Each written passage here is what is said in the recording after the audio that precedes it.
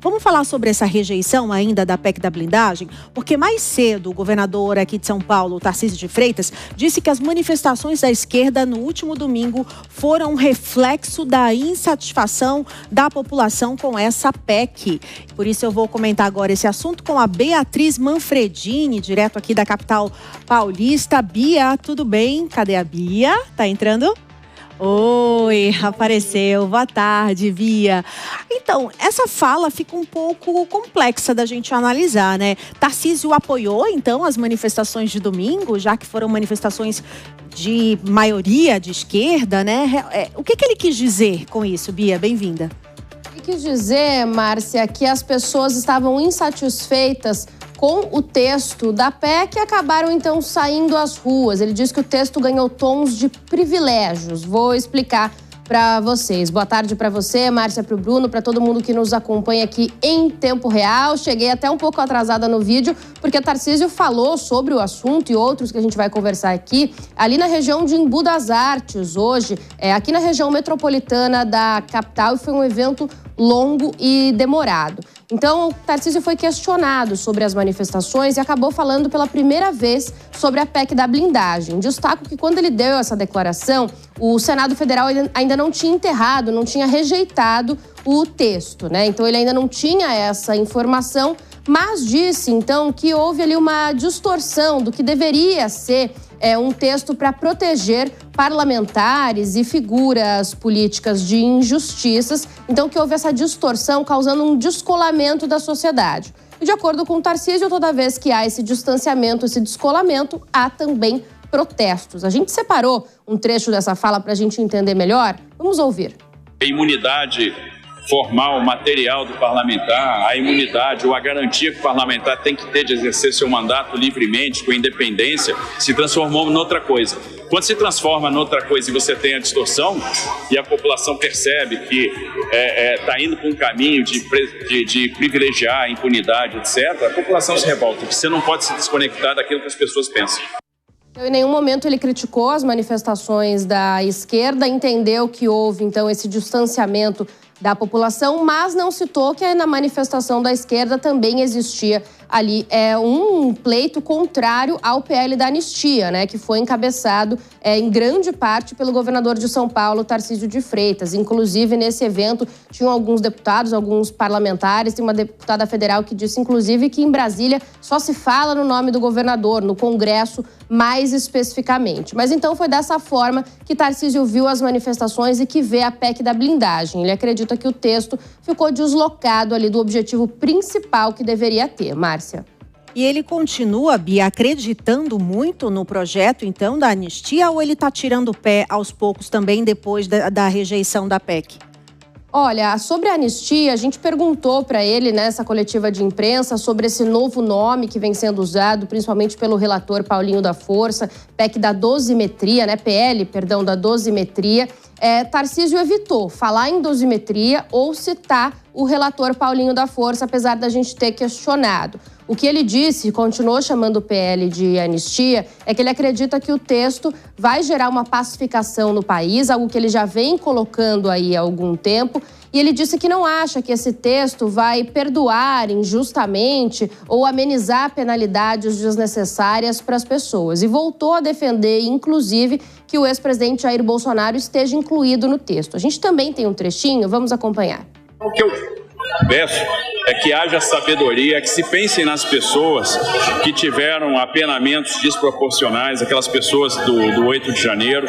Eu acho que nós temos remédios jurídicos para resolver isso e eu sempre acreditei que o PL pode representar aquilo que a gente espera, uma paz dialogada.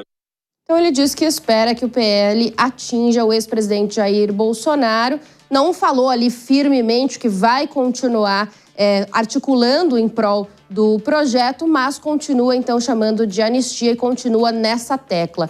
Por fim, Márcia, ressalto que o governador de São Paulo tem viagem marcada, né, para Brasília na semana que vem. No dia 29 ele tem autorização para visitar o ex-presidente Jair Bolsonaro, relembro. Até lá deve permanecer em agendas aqui em São Paulo. Amanhã na região metropolitana de novo, em Guarulhos, também aqui na capital, nos próximos dias interior. Então deve permanecer nesse sentido aí da última semana, antes desse retorno a Brasília, capital federal, depois de ter ido várias vezes aí no último mês, deve desembarcar por lá. Ele citou, por fim, também as conversas entre Lula e Trump. Disse de novo, mais uma vez, que é importante que os dois sentem para conversar, porque, de acordo com o Tarcísio, o cenário não é bom para nenhum dos países. Márcia e Bruno.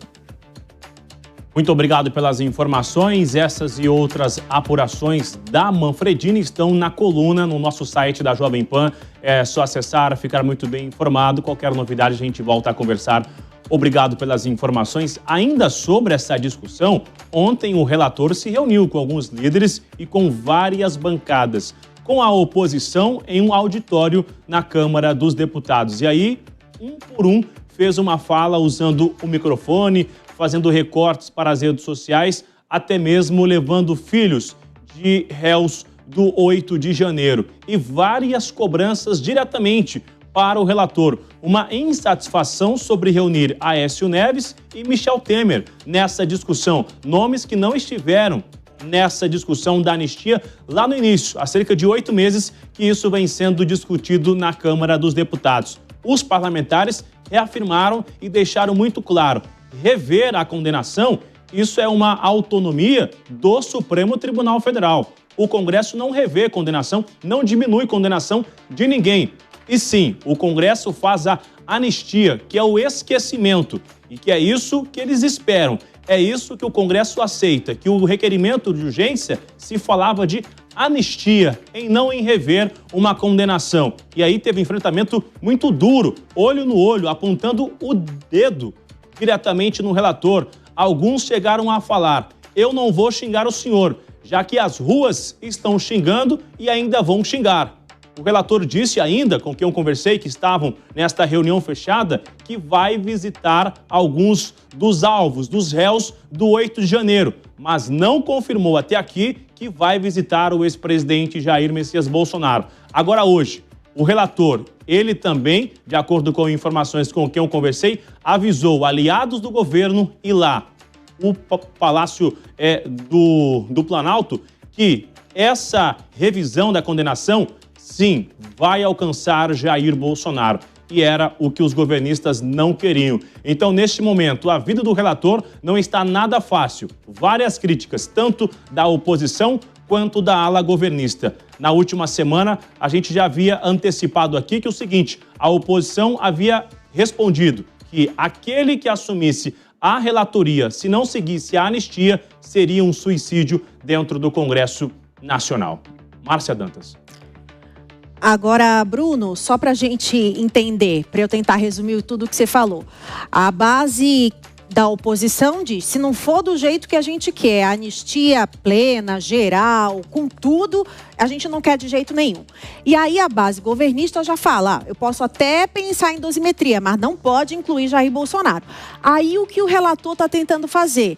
Vamos fazer a dosimetria sem a anistia e incluir um pouquinho o Jair Bolsonaro para a extrema-direita ou a base da oposição ficar mais feliz. A gente não vai agradar o governo, mas eu também não me queimo com essa parcela que é grande também, que apoia a anistia. É mais ou menos isso? É isso, aproximadamente. O João consegue nos ajudar um pouco melhor aqui, Márcia, quando se fala sobre o jurídico, porque o seguinte: revisão de condenação já fala a condenação.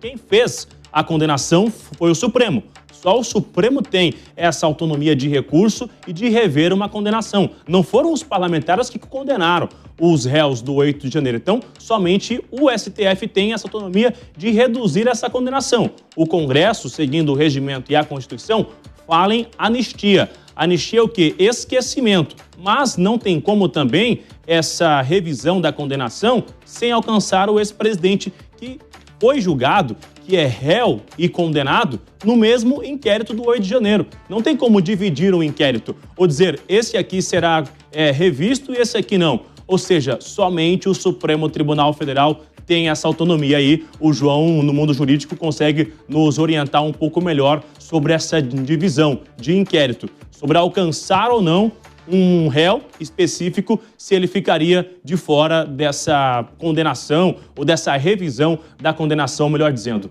Então vamos falar com o João Belucci, Bruno. Vamos chamar ele rapidamente aqui na nossa tela para tentar entender. João, então o que teria que acontecer seria um PL aprovado, que também teria que passar pelo Supremo, é isso? Para tentar realmente diminuir a pena de todo mundo?